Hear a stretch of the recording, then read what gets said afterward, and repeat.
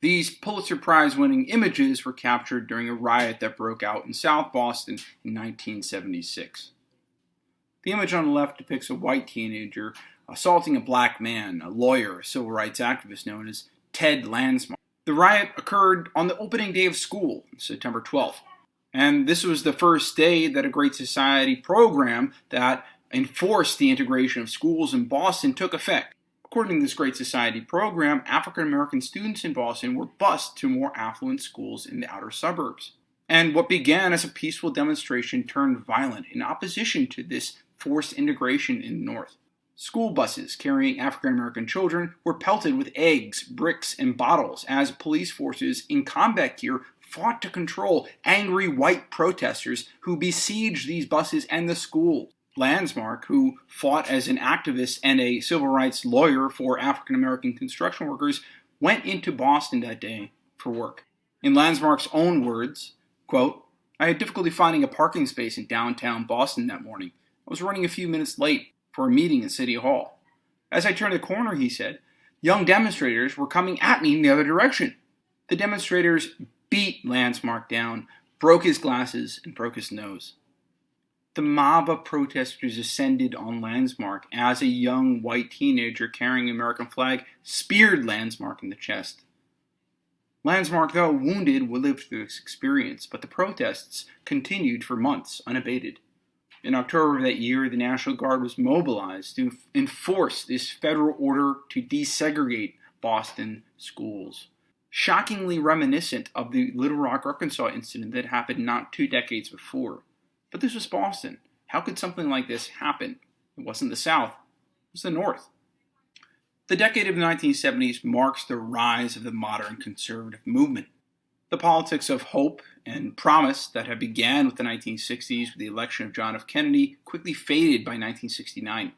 From both the political left and the right came criticisms over the social policies of the Great Society and foreign policies that marred the nation in the war in Vietnam. The 1960s ended as political discourse devolved into physical violence, and this violence continued in the 1970s. This political calamity of the 1970s and the rise of conservatism can only be described in a poem written in 1919 by William Butler Yeats.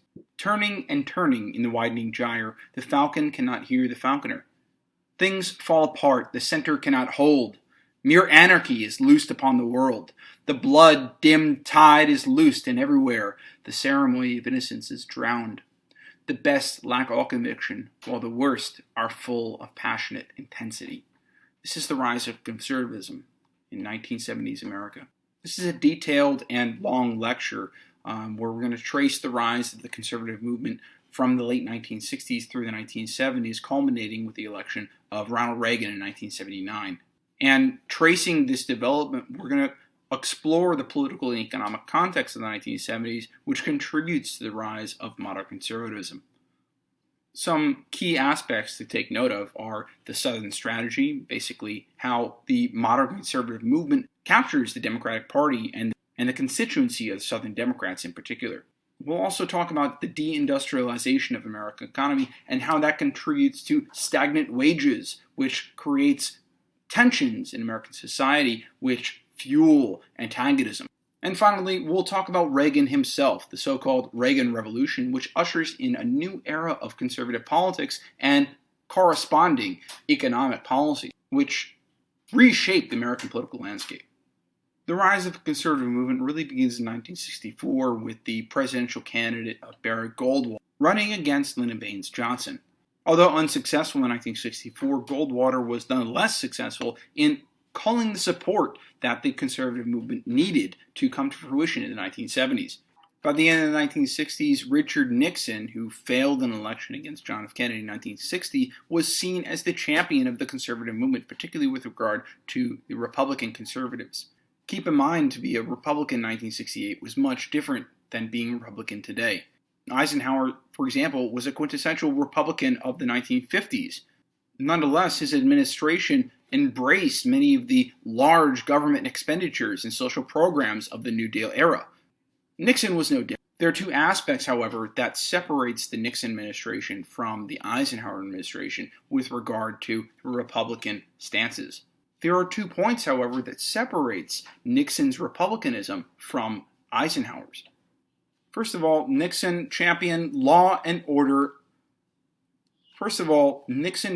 so-called law and order domestic social policies. As we talked about last lecture, political discourse devolved into actual physical violence by the end of the 1960s, and centrist voters, both on the left and right, looked for a candidate that could restore stability to American democracy.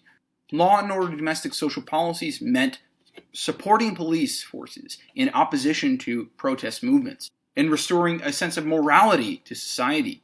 Nixon, as a presidential candidate in 1968, promised all this and more. The second issue here is what is known as the Southern Strategy. The Southern Strategy is a political tactic used by Nixon and others, like Barry Goldwater, to break up the Democratic Party constituency of the South and to woo Southerners to the Republican Party.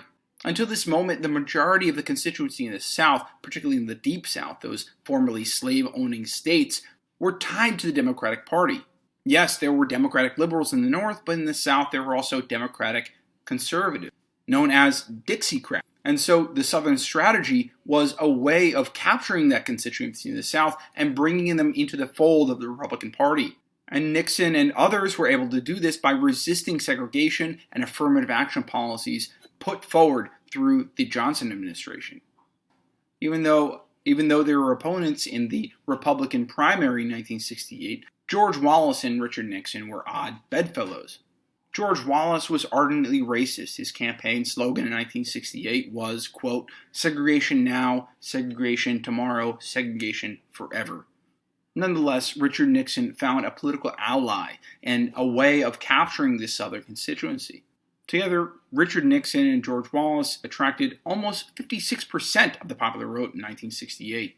And this is primarily through Nixon's invocation of rhetoric like returning to traditional values and a majority political realignment that emphasized white suburbs and the Sun Belt as an economic location for development. The other side of Nixon's political strategy was, of course, the silent majority.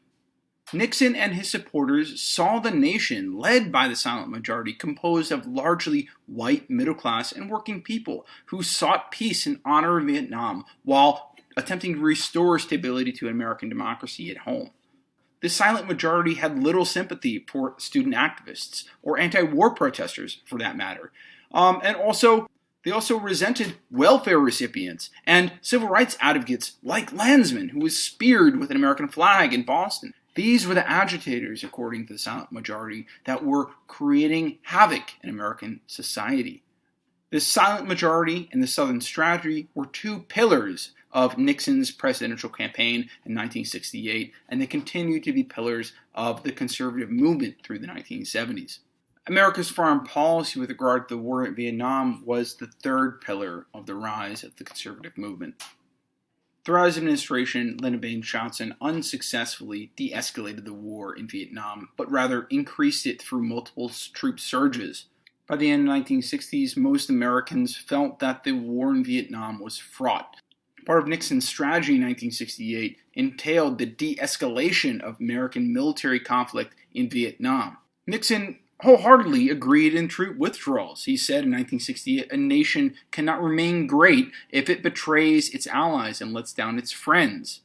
And this position was furthermore supported by his Secretary of State and National Security Advisor, Henry Kissinger. Working together, Nixon and Kissinger developed a policy that they referred to as Vietnamization.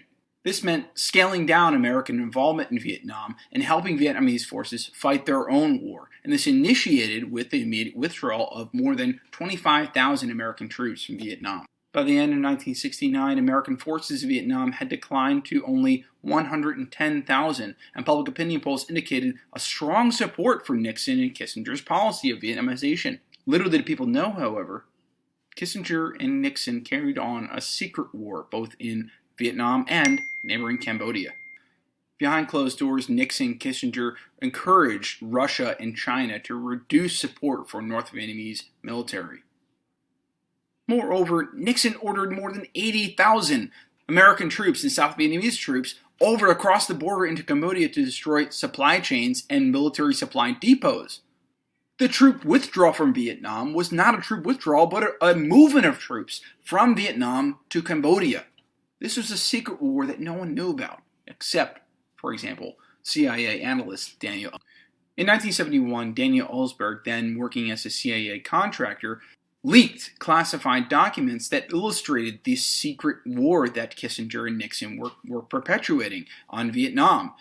These documents illustrated that the government, from Harry S. Truman to Nixon, were lying to the public about their policies towards Vietnam. It was an expose of the highest potential that undermined the legitimacy of the American government.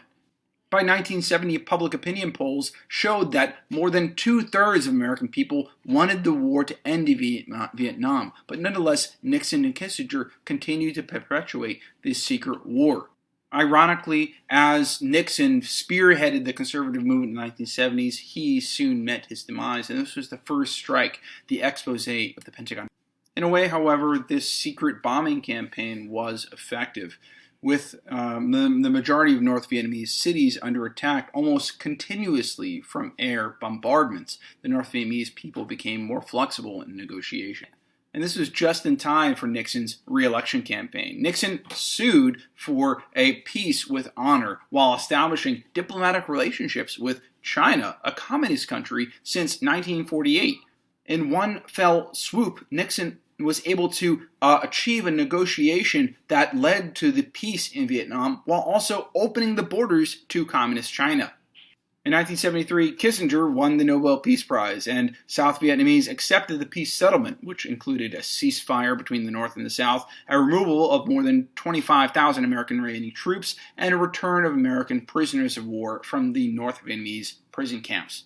The Vietnam War ended as it started, with the Vietnamese fighting against the Vietnamese, with a peaceful withdrawal of American forces by 1975.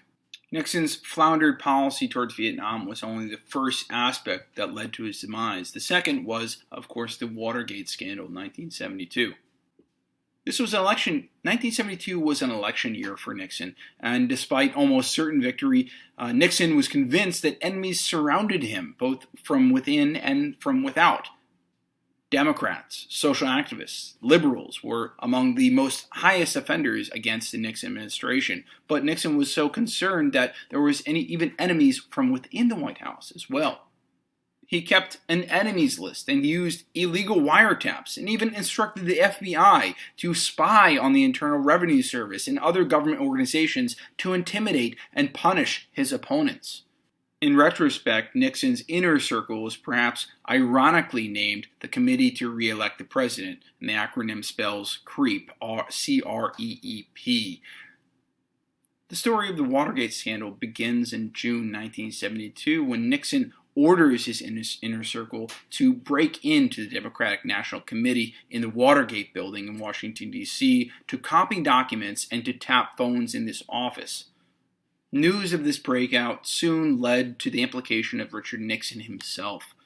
In July 1974, the House Judiciary Committee charged Nixon with 3 impeachable crimes: obstructing justice, abuse of power, and defying subpoenas. By August 9, 1974, Nixon resigned, and Gerald Ford took office, who immediately pardoned Nixon for all 3 of these crimes. This marked the end of the Nixon administration, but it also marked the end of the golden age of American capitalism. Since the 1950s, American economy embarked in this process of deindustrialization, which entailed moving industrial manufacturing facilities outside of the country to save costs on labor and also materials. And we see this as early as Fordlandia in Brazil from the 1920s and 1930s, but then it continues through the 1950s and 1960s until ultimately the 1970s. There's a fundamental transformation of the American economy away from manufacturing industry towards service sector economy.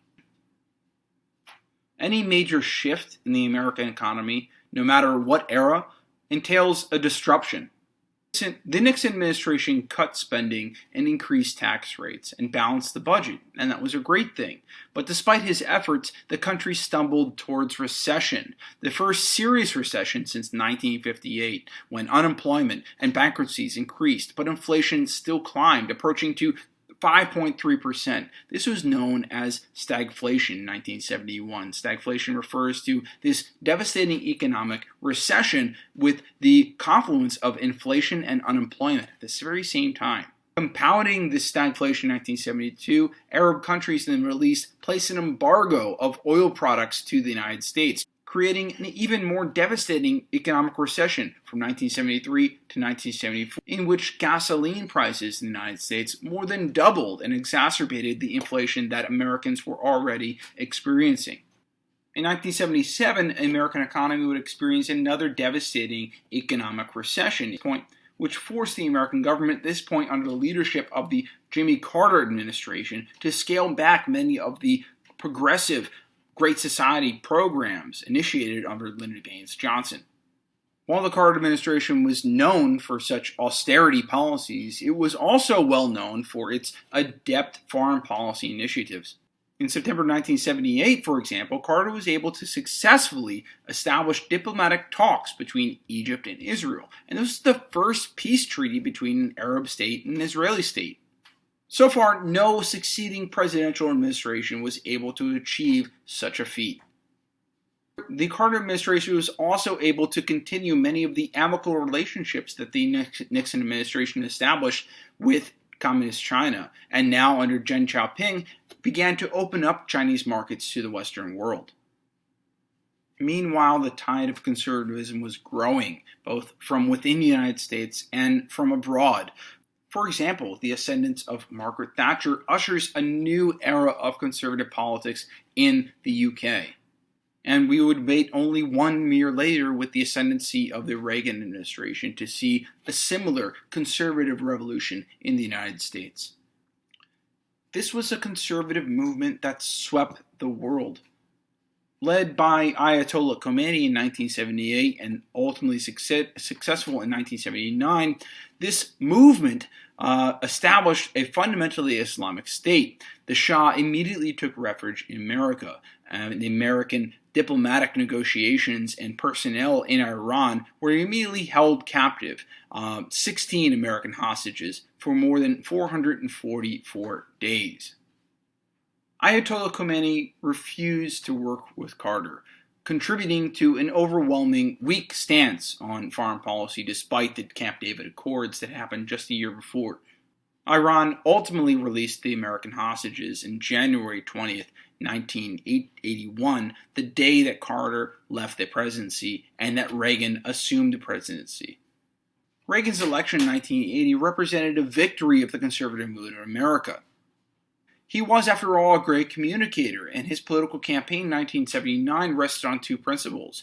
That is, the emphasis of the free market capitalism as a arbiter of American democracy, and secondly, reducing federal government programs, essentially gutting the Great Society legislation that had been passed in the 1960s under Lyndon Baines Johnson. Fundamentally, Reagan promised to restore American superiority by reducing government involvement and freeing American ingenuity and competitiveness, and he embraced the social positions of the new right. This election of the 1980s was the beginning of the new conservative era that would come to sweep American politics through the 1980s and 1990s and into the 21st century.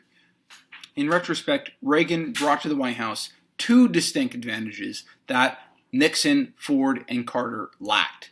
He had a clear and simple vision of the type of America that he wanted, and he possessed the ability to convey the image to the American public. He was, after all, the great communicator. Reagan's economic policy was also unique. His administration stipulated tax cuts for the wealthy and deregulation of industry as a way to benefit the national economy. And there are three pillars of this economic policy known as Reaganomics. Number one, improve the economy by gutting many of the social programs entailed in the Great Society. Number two, enhance military spending, which is seemingly contradictory in this regard. And number three, to reduce the taxes and government restrictions on free trade so as to liberate the economy through corporate finance. Throughout his administration, which stretched through the 1980s, Reagan slashed more than $25 billion from social programs, including food stamps, public housing, jobs, and education. By the end of the Reagan administration, it seemed as though a second Gilded Age was coming into fruition. Fundamentally, the Reagan administration sought to create a good business climate for those corporations by reducing restrictions and taxes. Socially, the gap between the rich and the poor had widened by exponential proportions. The percentage of the nation's wealth held by the top 10% of the people of American families climbed from 67% to 73% between 1980 and 1988. Reciprocally, the number of people living below the poverty line had also increased, as did the homelessness rate. There are two takeaway points of Reagan's foreign policy, and both have to do with the global Cold War framework established under Harry S. Truman in 1947. The first, known as the Contra Affair, had to do with America's involvement in Central America, which produced the greatest scandal in the Reagan presidency. In the first half of the 1980s, Nicaragua was undergoing its own decolonial struggle where a communist group known as the Sandinistas was attempting to oust the American-backed dictator in 1979. The Iran-Contra Affair occurs in 1985, where the Reagan administration orders the CIA to divert many of the government funds that were directed to Iraq so that they can support a reactionary coup in Nicaragua to oppose the Sandinistas. And again, we could understand this geopolitical struggle as yet another proxy war in opposition to the Soviet Union during this time. Ultimately, Reagan denied knowledge of any illegal proceedings or any diversion of funds from Iran to the Caribbean islands. Nonetheless, the Iran-Contra Affair undermined the confidence that Reagan had controlled since his political ascendancy in 1979. The other aspect of Reagan's foreign policy had to do with the way in which he successfully de-escalated the Cold War. In 1985, the same year that the Iran-Contra Affair occurred, Mikhail Gorbachev assumed power of the Soviet Union. Immediately upon his ascendancy to power, Gorbachev initiated a new vision of the Soviet Union, which entailed the reorganization of the government, also the limitation of arms, particularly those nuclear arms, and then finally an open-mindedness in regard to the foreign policy with the United States. The Reagan administration embraced this new government, and in 1987, Gorbachev met with Reagan in Washington for the first time since the end of World War II. Immediately, both brokered a nuclear force treaty, which entailed the disarmament of both governments. This engendered an open and productive dialogue between the Soviet Union and the United States, breaking down the global Cold War framework that had been established after World War II. Ultimately, Gorbachev's administration led to the dissolution of the Soviet Union as we knew it in 1992 with the Soviet Union collapse. What historians collectively refer to as the Reagan era did not effectively end with the Reagan administration, what was rather perpetuated by the Bush administration, his vice president in both terms. And perhaps that same administration was perpetuated by the many of the government officials that remained in power through the Clinton administration. And then once George W. Bush assumes presidency, we can say that that same Reagan era continues into the 21st century. The question remains, when does the Reagan era end? Are we still living in the Reagan era? Are we still living in this global Cold War? Are we still living in a global Cold War framework?